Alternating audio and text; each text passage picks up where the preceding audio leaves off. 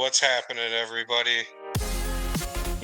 All the followers on Facebook, everybody who's been participating in the giveaways. It really does mean the world to me. I wanted to ask you just about the seedling stage weeks and what the process is like, you know, day one of veg moving forward. Right on. So when last we were talking, I believe we left off right as the seed was emerging, as the seed was coming out of the soil. And when the seed finally emerges out of the soil and you remove that seed casing, or if it was still on there or not, and your those first starter leaves are just starting to open up, and you can see the just startings of the first true leaves of the plant. And right then and there is when you take off the baggie that was on the solo cup, retaining the moisture. Now you begin the wet to dry cycle of having the soil dry out, and then you rehydrate it, and then dry out and rehydrate it, because you can't always have it wet. If it's always wet, the roots won't have oxygen and they'll actually drought. So you want to make sure that you're allowing it to properly dry out. And the main issue with beginner growers, especially when they're just getting going, is overwatering, because everybody's so excited. You're starting this new thing and it's awesome. And you're like, oh, how much water do I give it? Look, needs more water to grow, needs more water to grow. And they end up dumping the water in. They'll just dump it in there, right? And the cup Yeah, will be just I've been dripping there. out the bottom, completely I've done it. saturated. I've done it. I'm guilty. I'm guilty. It happens. It happened to me. It happens to everybody. There's definitely a learning curve when it comes to watering. And the best way to do it is to do a full saturation, and then feel the weight of whatever container you're using. And then you can kind of tell as it dries out how much weight it's losing.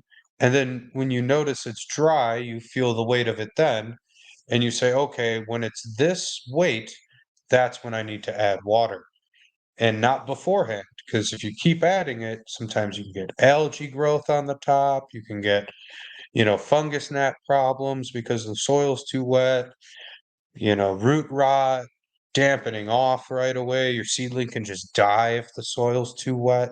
So there's a lot of issues with the overwatering right in the beginning. So to fix it, to combat it, right, the best way is for the very first week, as soon as you take that bag off and you allow it to dry out for the first time. And you're not just gonna, I mean, it's probably day 2 or 3 at this point, and you're not just gonna wanna dump a bunch of water in there. You'll get a spray bottle, and the spray bottle only allows so much water to come out. And if you use the spray bottle, it'll kinda trick you a little bit, because if the cups are drying out, you can't really see all the way down inside of the cup, but you can see the surface of the soil. So when you're spraying it, you'll kind of trick yourself a little bit and think that it's fully saturated. But with the spray bottle, the water really doesn't come out too quickly. So it doesn't actually seep that far down and doesn't have like a full saturation, right? Because for the first week, that little taproot isn't throughout all of that soil. So there's no reason to have everything be wet. Do you want any chemicals in that water, or are you just using plain water? Great question. So for the first week, it is just straight water. There's no real reason to add any nutrients yet. All of the energy the seedling uses for the first week or so is stored inside of the seed itself, and it doesn't need anything. That's why you can sprout seeds in inert mediums like root riot cubes and all kinds of other stuff, and they'll sprout, and they didn't need any nutrients to sprout. And usually in the reused soil or or the lightly amended soil or whatever you're using to start them in the seedling soil usually comes with a little bit of nutrients in there, just enough to get them going, nothing too crazy. And a solo cup's worth of soil definitely has enough to get them going. And for the first week, I just use plain RO water through a spray bottle. And then after the first week is done, I'll start to slowly add in CalMag. I use about quarter strength to begin with, and full strength is about 5 milliliters per gallon. And it's all recommended on the back of the Botanicare CalMag and all that.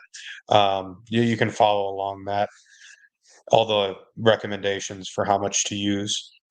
But I only use a quarter strength, and then I'll put a little bit of recharge in there as well to keep that microbiology working inside of that, even in the solo cup, because there are things in there that still need to be broken down and made plant available. So if you put some biology in there, and that recharge has a bit of sugars and fulvic acid and humic acid, and some things that are really kind of supercharged and jumpstart your plant a little bit. So in week 2, you can start adding a little bit, no problem. By then, it should start to have had established a little bit of a root system throughout that solo cup. And then week 2, you're starting to add a little bit, a little bit. Week 3 hits, you're still in the solo cup. Now you could potentially transplant at week 2, depending on how your environment went, depending on how the plants were taking nutrients, how the wet to dry cycle was going. If your plants are crushing it and you already see roots poking out the bottom of the solo cup, and you have the clear one in there so you can kind of separate it out and take a look at the roots directly. And if it's looking like there's a lot of roots and you're feeling comfortable transplanting, you can go ahead and transplant. But I usually like to push them at least another week to week 3. And by then, in week 3, the spray bottle's gone and you're starting to kind of dump in water, um, like pour it in a little bit. Sometimes early on, before week 3, um, during like that week 1 process, you get these plants that just stretch. They just kind of go up and up, and then they can't support their weight and they fall down. What do you recommend doing if you come across a situation like that? Do you put a popsicle stick in there to let it lean on? Do you add more soil? What do you try and do? So what you're referring to is a leggy or a stretchy um, seedling, and that is usually due right away to there not being enough light. So the seedling will be stretching towards the light, and that's why it begins to kind of stretch, and it's searching for that light. And they kind of do this weird dance. If you ever look at a time lapse of a seedling sprouting, it kind of does this dance. It like wobbles back and forth because it's always kind of it's figuring its life out. It's finding a way to take in that light, and it's searching for it. So if you give it a proper amount of light, and proper amount is somewhere, so light's a whole nother thing. Light's ppfd and par and all kinds of things in that realm. And it's hard to say. With seedlings, they don't need very much. They only need, like 100 to 200 par. You're not really cranking them up just yet. They're very low lighting to just get them going, but you also don't want them to stretch. And if they do stretch, it's not the end of the world, because when you go to transplant them out of the solo cup, you can kind of fill the soil up a little bit on that stem if it did stretch a little bit. But if, say, they did stretch, say your lighting wasn't good enough, or for some reason one was on the outside of your thing, and or on the outside of the tent instead in the middle, and the light was strongest in the middle, and the ones on the outside seemed to be stretching a little bit. What you can do is you can also put a fan on them. The fan will help strengthen the stem. It'll provide the first set of training wheels on the plant in order to start strengthening it because it's got to fight the wind. And it is very important to start putting that on them. I mean, I guess I kind of have the fan on them right away from the beginning as soon as the bag comes off, but it's not directly pointed at them. It's kind of just circulating the air in the room. But yeah, absolutely. If you start to see them stretch, increase light intensity, put a fan on them to kind of get them to strengthen that stem up. And it's not the end of the world. It's definitely not the end of the world. So, But so at the end of week one, what should the plant look like? so by the end of week one, the plant shouldn't really be that big yet. It's still just getting its, it's still growing its first set of true leaves out. And usually they get these fat first starter true leaves. And it'll probably be starting on its second node of leaves or second set of true leaves. Usually come out as a three set of leaf. And then the next one should be five and then so forth. Um, but it doesn't always happen that way. It doesn't sometimes, you have weird stuff where it'll split off or it'll top itself right away, or who knows, depending on what kind of happens. But usually, yeah, they're usually very small by the end of week one. And by the end of week two, they're just starting to probably get their third set of leaves, maybe working on their fourth set. And then by the end of week three, that fourth set should be coming in and you should be just about ready to move on to the next container and get them a bigger set of shoes to continue to grow that root mass because you don't want that root mass getting root bound. And that can cause issues with, the plant having certain stresses early on and it's kind of hindering or stunting growth. So you always want to make sure those roots have somewhere to go and something to grow into, and that'll keep your plant cruising at a really good speed and won't have any hiccups along the road. You mentioned the plant naturally topping, maybe just alone. So just on that subject, if we could kind of dive into topping a little bit more, is this the right time frame to look into topping your plant, or is this still too early? So for some people, it all depends on what node you're on, but for me, topping is coming very soon. But in these first 3 weeks as a seedling, when they're in the solo cup, I mean, I've seen people do solo cup challenges where they grow the whole plant in a solo cup. And I mean, you could start topping it early on and or whatever, depending on how large you want to get the plant. But for what I do, I try to not put that much stress on them multiple times. If I'm gonna do a topping on a very small plant, I'm gonna wanna do it when I go to transplant. So we'll talk about that more on the next one for sure. Gotcha. So your true first obstacle here is definitely the transplant. It's weeks 1 to 3 are all about just letting the plant get strong enough and to be able to handle that process, right? Yeah, weeks 1 through 3 is really about the plant starting and kind of nurturing the little baby seedling to, be get it a root structure, get it a good base in order for when you do go to transplant it, you want to make sure it does have a solid amount of roots because if you transplant it too soon and you go to take it out of the cup and all the soil falls apart on you, and now you have exposed roots and it's just a mess. Maybe some roots ripped with the soil when it fell apart. That's really going to stress out the plant. So you definitely want that clear cup in there to be able to kind of check on them to see and make sure that those roots are ready for transplant. And the way you can kind of get your first idea is you'll start to see them poking out the bottom of the cup. You can, 'cause you'll make a few holes at the bottom for drainage of the cup. And when you start to see those roots popping out, they're looking for bigger shoes, looking for more soil. And at the end of week three, it's about time to give that to them. When it comes to stressing plants, I've got a lot of experience in that area, right?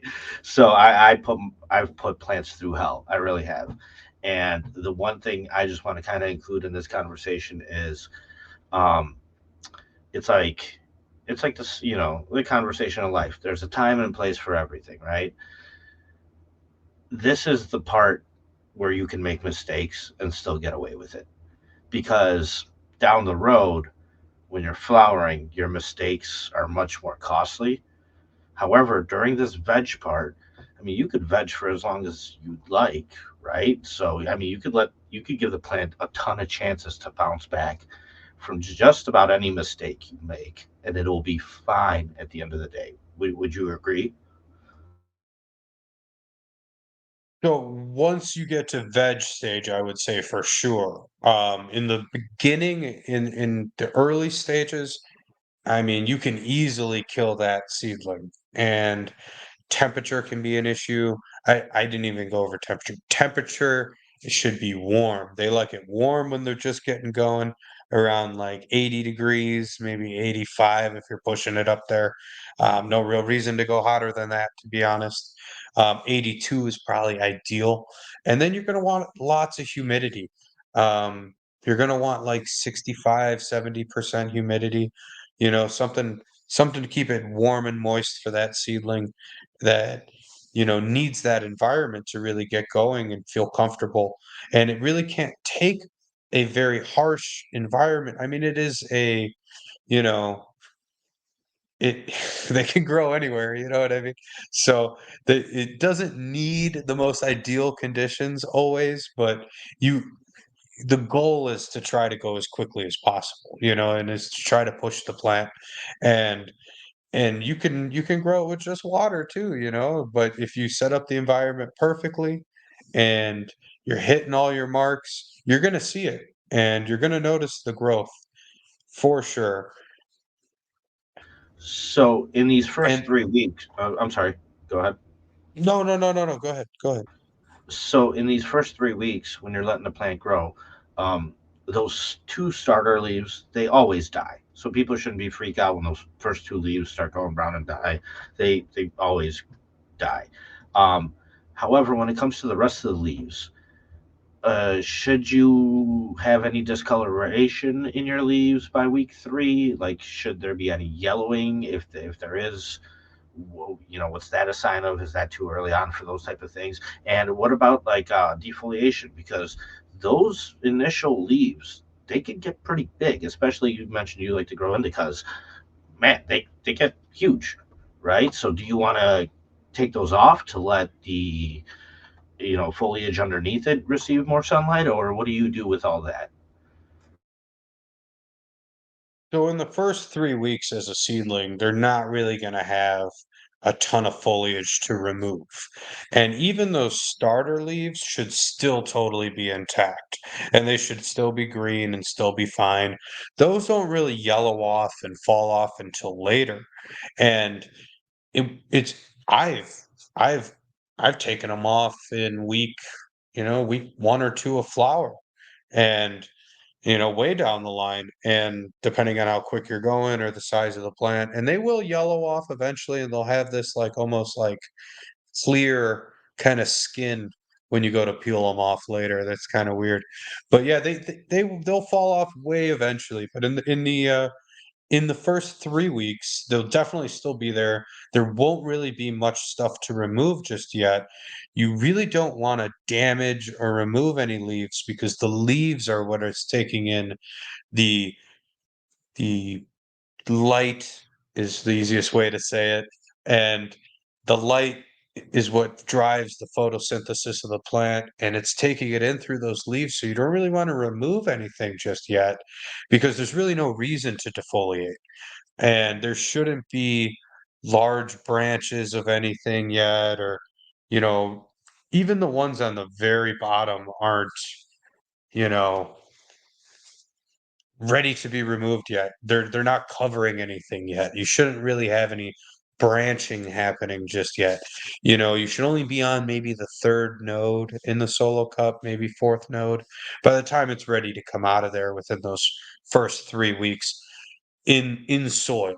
You might be you might be thinking it's moving a little quicker because you run in hydro, and you can get a plant pretty big in 3 weeks in hydro. Oh yeah, I'm thinking about the plants that I've had. Especially by week 4, some of them have been pretty big. So yeah, I'm trying to. Another reason why I'm asking these questions though is because per conversations I've had with some first time growers and whatnot, they're excited. People get excited, right? So they sit there, they do all this research, and they have all these questions. And I think it's important for people to realize that all that stuff comes into play. There is a lot of work to do. However, in this moment in time, kind of being hands off a little bit is the best approach to take, and just making sure that the conditions are correct. And so, I'm just asking these questions just to kind of reassure that, that what matters more is that the temperature is right.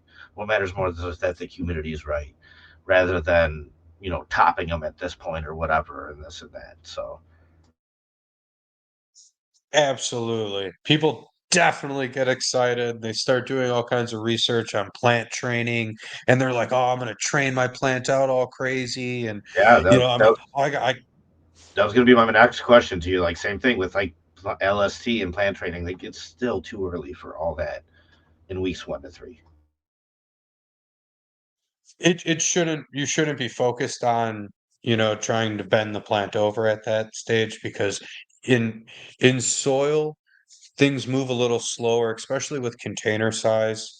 Um, when you're in hydro and you're in a DWC bucket or whatever, and they're getting straight oxygen and nutrients right to the root zone, and they blow up. Veg speed in hydro compared to soil is very big differences, and you can completely do a whole veg and very quickly. In hydro, the plant just gets so big so quickly. So there are huge benefits to it, don't get me wrong. But when you're working with just a solo cup's worth of root space, and especially early on, and all they really have to eat is what's in that solo cup, it's easy to it's easy to fluctuate. There's not a very large buffer, for the plant. So that's why I say go easy in the beginning, just do straight water for that first week, then do like, half strength or quarter strength newts for the second week. And then by the time you get into third week, you could crank it up to probably like half strength, because by then they'll probably have been eaten through most of what's been available as far as nutrients within the solo cup itself. And I'll definitely probably be looking for more nutrients. And the CalMag actually has a bit of nitrogen in it, and I find that CalMag can keep a plant going with just the CalMag. Like, it's almost ridiculous. Like, I'm sure they're eating the stuff in the soil and there's nutrients available. Um, but CalMag and the nitrogen in there is definitely evident, and you could see your plants stay green from it, and they're not all the nutrients is gone by a certain point because you can push them in the solo cup. Like I said, people do solo cup challenges and stuff, and they'll grow them for a long time in a solo cup, and eventually that nutrient is gone. But as long as you feed that root zone properly with something that's plant available from like a bottle, or a synthetic nutrient, you can have a pretty small root space and still have a very large plant. So, but for what my grow style is and what I'm trying to do, I really like to just, low stress and have the plant really, you know, be able to do what it needs to do early on its own without pushing it too hard. The whole goal is to stress the plant when you need to stress the plant, and try to keep it as happy as you can throughout the entire process. But the seedling stage is definitely a big one because that's where you start and that's where it gets going. And once you get through those first 3 weeks and you see those roots poking out the bottom, and you're like, all right, it's time for transplant. What does nutrient burn look like? Like, if you're in week 3 and you've added too many nutrients, what are some of the signs you'll see? So with my grow style and what I'm doing with, just using the soil and going easy on the nutrients, you won't see any nutrient burn, or you shouldn't, especially with the stuff that I use. But say, you have some stuff lying around and you're like, oh, I want to just use it. Now, nutrient burn can basically it can be people call it nutrient burn, but really what it is it's a nutrient toxicity where you've added too much nutrients to the soil. And what happens is it can throw your pH out of whack because you are only working with a solo cup's worth of soil. So that buffer is really small. You can fluctuate the pH in there. And if you get that pH too far out of range, and for soil, people like to say it's about 6.2 to 7.2, somewhere in that range, is ideal in order to uptake most of the nutrients that the plant needs to survive and to grow. But if you put in too many, what ends up happening is that you can lock out certain things. And if your pH gets too far out of whack, then the plant can't uptake nutrient properly. And it could be because you added too much nutrients and push the pH out of range of it being able to uptake that nutrient. So what you can see is possibly some yellowing on the tips of the leaves and that or some browning within the leaf. And that's going to be your first indication that you might have added just a little bit too much of something. Or it depends on the toxicity because certain ones will present differently. So if you add too much nitrogen, what'll happen is the leaf will get really dark green and it'll almost appear waxy and it'll start to curl down and have this claw-like shape. And that's just too much nitrogen. Now, is it a burn? Not necessarily, because the plant isn't completely, the leaves aren't dying because it can't uptake it. It's just it has way too much available and it's causing issues with having too much available, with the dark green leaves and ugh, doesn't That's look what great. happens. Doesn't look That's what great. happens to me, man. Too much meat, not enough vegetables, and then I start to crawl over, and everybody's wondering what's going on. No, but I think yeah, definitely. Another thing I wanted to ask you is, you mentioned that early on they don't need much light, and I think um, uh, light intensity is something that I used to kind of play around with and worry about and this and that. Like, do you want all your lights full go right now, or do you add lighting as you go? So it depends on what kind of light you have. Um, Most of my lights have dimmers on them, and you can just kind of adjust the light's intensity and the light density with how much you crank up that dimmer. And early on, you really don't need that much lighting. Like I was saying, probably between 100 and 200 par, and that should be more than enough. But is it just to like save on electricity costs, or are there health benefits to the plant receiving less light in this stage? Absolutely benefits. And when I say things like the plant doesn't need it, um, it's due to something called DLI, which is a daily light integral, and that is how much light the plant can actually take in within a 24-hour period. At a certain point, the plant has done as much photosynthesis as it can for the day. And you'll actually notice early on in the day, when the lights first kick on, the plants will be reaching for the light because they're ready to take it in and ready to absorb all that light. And as the day goes on, you'll notice the leaves will kind of drop a little bit and they'll start to kind of, relax. And then right before the lights are going off, they should be kind of almost drooping a little bit. And it's because they've taken in all the light they can. And when the seedling is still very small, it can't take in all the light. It doesn't have the leaves to do that. So I would definitely, definitely stray away from cranking that light all the way up. If you're gonna do that, I recommend just putting it all the way at the very top of your tent, and then you can run at 100%. You could totally do that.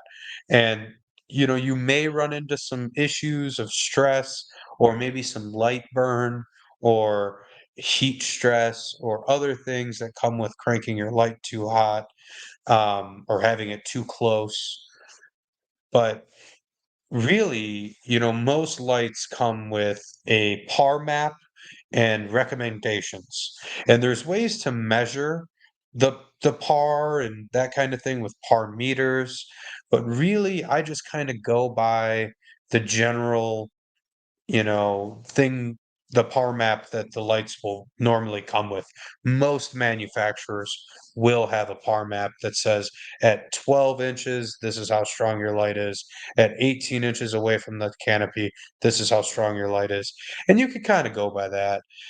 And you can try getting it closer, say your plant is stretching and it's leggy and you're looking at it and you're like, man, it said 12 inches would have been good. What's going on here? And it's not. It's not good. The plant's, still stretching up towards the light, trying to get to it. It's getting real leggy and it's falling over. So you got to crank it up a little bit, and you really got to at a certain point read the plant. You got to And the plant will tell you with how it reacts to things on what it needs, and really the goal is to just give it what it needs. And when you start realizing that, oh, it's stretching because it doesn't have enough light, I need to give it more light, and then that's when you know to either bring the light closer or increase intensity by increasing the dimmer. It's kind of funny because when we're talking about all this, and I'm just kind of reminiscing on going through the process myself, um, this is truly, I think, the first motivation for most growers to get a second tent. You go through this process and you're like, wow, that first month or that first, yeah, 3 weeks really doesn't take that much space. I could do it on one light. I could do it in a tiny tent, and I could do it while my other tent is finishing up. You know what I mean? So that way you're ready to go to kind of put, when you transplant, to put them in the bigger tent. Um, it's just funny because just listening to it, I could just imagine, all the times I've kind of started in a big tent where it's just kind of like you feel like you're almost wasting that space in those first 3 weeks because they are tiny. They really are. Absolutely. You're gonna run through so many instances where you're like, man, this first 3 weeks, it's 3 weeks, but it does take a while before they really start getting going. And like you said, you don't need much. And a second tent, yeah, it's definitely necessary to keep it perpetual. And there is a certain time you're going to want to start the next round, or if you're doing clones to keep things perpetual, there's definitely something to that, I would say, down the line. Um, but yeah, perpetual and having another growth space, very important. And yeah, you don't need much. You don't need much to get them going. Like, you don't even need a space. You could just have a light in the corner of the room and just, put it on a timer. And they don't need a lot of airflow at that point because, they don't have a bunch of leaves on top of each other. Canopy's not super dense yet. So you can just people start them in the window. They'll just put them in a window and start them like that. Especially if you have a good south facing window and the sun goes across the sky, east to west, and you got a really good view of the sun. You could totally start them in the window. Yeah, I definitely know a guy who grew outdoor plant as big as his garage, and that thing started in a shot glass in the garage window. So, 100%. Yeah, yeah, you don't need much. You don't need much. Um, And and yeah, I have noticed sometimes some extra lighting will help early on with that. If they do start stretching, if you are starting them in the window and maybe you don't have that south facing window, you might need to add a little bit of supplemental lighting to keep them from stretching because the sun might not be enough. They might get a little leggy, but they'll still grow. They'll still grow, and they'll still get roots, and they'll still be ready for transplant at week 3. So. Um, yeah, it's good to have an extra space. So, any other closing thoughts on weeks 1 through 3? I think mainly, it's really about just not overwatering. It's about keeping that environment good. It's about not stressing the plant or stunting it by overwatering it or ripping leaves off or prying at the plant or bending it over or trying to do anything really too much at this stage because really it's still developing and it's really starting to get those starter leaves. So you really don't want to do too much right away. I would say take it easy, go easy on the newts, go easy on the watering, start with a spray bottle. Start with a spray bottle is a big one because it will hinder you from watering too much. And then by the end, you'll probably be watering them every day and you'll start to get bored of that spray bottle. So you'll probably switch over to hand watering with just, you open up the bottle, spray bottle, and you can start dumping in the water. Or you mix it up in your watering can or whatever you have. But yeah, yeah, I think those are the main things. Yeah, I think overall the idea is just more conditions and patience than anything else, especially in these early 3 weeks. There's a lot of stuff that we're going to talk about moving forward when it comes to stressing the plant. Like we mentioned, topping, LST. I mean, there's all sorts of stuff, right? Defoliation. But in these early weeks, it's truly just about the foundation of that plant getting strong so that it can handle all those stress techniques moving forward. The root mass is so important. You're definitely going to want to make sure that that is good before you transplant. Don't rush it. I would say take your time and it'll happen. It'll happen. And if you are struggling and there are issues early on and you're only using what I said to use, the CalMag, the recharge, and whatever starting soil you choose, and you are running into issues, um, like I said, always reach out. I'm always here to answer questions. So yeah. And they reach out to you on where? They can reach out on the Facebook groups, go ahead and shoot me a DM. I'm on Facebook, guys, Intense Genetics, and I'll be happy to help. And the group is Intense Genetics Growers Community. Yes, on Facebook. Perfect. All right, man. Or you can Yeah. DM my profile directly. What's happening, everybody? All the Genetics. followers on Facebook, everybody who's been participating in the giveaways, it really does mean the world to me.